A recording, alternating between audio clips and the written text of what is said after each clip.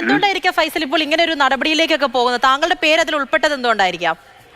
എനിക്കറിയില്ല മാഡം, ഇതിപ്പോ എന്താണ് ഇതിന്റെ പിന്നിലുള്ള കളികളെന്ന് എനിക്കറിയാൻ പാടില്ല. കുറച്ച് ശത്രുക്കൾ എന്തായാലും ഉണ്ടെന്നുള്ള ഉറപ്പായി.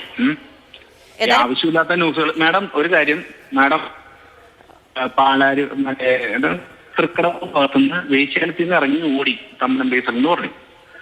അത് അത് അത് ഞാൻ അന്വേഷിച്ചപ്പോ ഞാനില്ല, വെറുതെ ന്യൂസ് വന്നു. അതാ ഏത് ന്യൂസ്? നിങ്ങളുടെ ന്യൂസിലാ വന്നതെന്ന് എനിക്ക് തോന്നുന്നു. അത് കഴിഞ്ഞു ഒരാൾ മുട്ടുകുത്തി ആരാണ്ട് മുട്ടുകുത്തി, അത് ഞാനാണെന്ന് പറഞ്ഞു. പിന്നെ അതുമില്ല. ഇപ്പൊ ദേ പറയുന്നത് DSP എന്റെ വീട്ടിൽ വിളിച്ചിരിക്കണേന്ന്. എനിക്കറിയാൻ പാടില്ല, ഞാൻ എന്റെ വീട്ടിൽ DSP ഒന്നും വന്നില്ല. എനിക്കറിയാനും പാടില്ല ഇതെന്താണ് ഇതിന്റെ പിന്നിലുള്ള കളികളെന്ന്. ഈ ശത്രുക്കളൊക്കെ ഉണ്ട് എന്ന് പറയുമ്പോൾ ഓക്കെ, അത് താങ്കൾ സമ്മതിക്കണം. എന്നാലും പോലീസുകാർ ഇങ്ങനെ സ്കെച്ച് ഇടുകയാണെന്നാണോ പറയുന്നത്?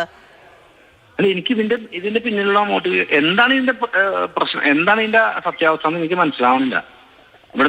ഇവിടുന്ന് DSPനെ പിടിച്ചിട്ടുമില്ല, ഇങ്ങനെ ഒരു സംഭവം ഉണ്ടായിട്ടില്ല. കാരണം കുറച്ചു മുമ്പ് റൂറൽ SP മാധ്യമങ്ങളോട് സംസാരിച്ചിട്ടുണ്ടായിരുന്നു. താങ്കളുടെ പേര് പറഞ്ഞിരുന്നു, താങ്കളുടെ വീട്ടിൽ നിന്നാണ് ഇവരുണ്ടായിരുന്നോ, പാർട്ടിയിൽ പങ്കെടുത്തു എന്നൊക്കെ പോലീസ് സ്ഥിരീകരിക്കുകയാണ്.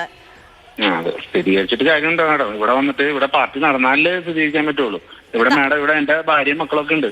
മാഡം എപ്പോ വേണമെങ്കിലും സംസാരിക്കും. ഇവിടെ ഒരു പാർട്ടി നടന്നോ? എന്റെ ഏറ്റവും ഇളയ കൊച്ചിനോട് ഞാൻ വേണമെങ്കിൽ ഇപ്പൊ ഫോൺ കൊടുക്കാം. മാഡം ചോദിക്കി, ഇന്നലെ ഇവിടെ പാർട്ടി നടന്നോ ചോദിക്കി. ശരി, ഈ സംഭവമായിട്ട് ബന്ധപ്പെട്ട് പോലീസ് താങ്കളെ വിളിക്കുകയോ അങ്ങനെയോ മറ്റോ ചെയ്തിരുന്നോ? വിളിച്ച് ഞാൻ പറഞ്ഞില്ല, ഞാൻ സ്റ്റേഷനിൽ ചെന്നു 10 മിനിറ്റ് പോലും നിർത്തിയില്ല.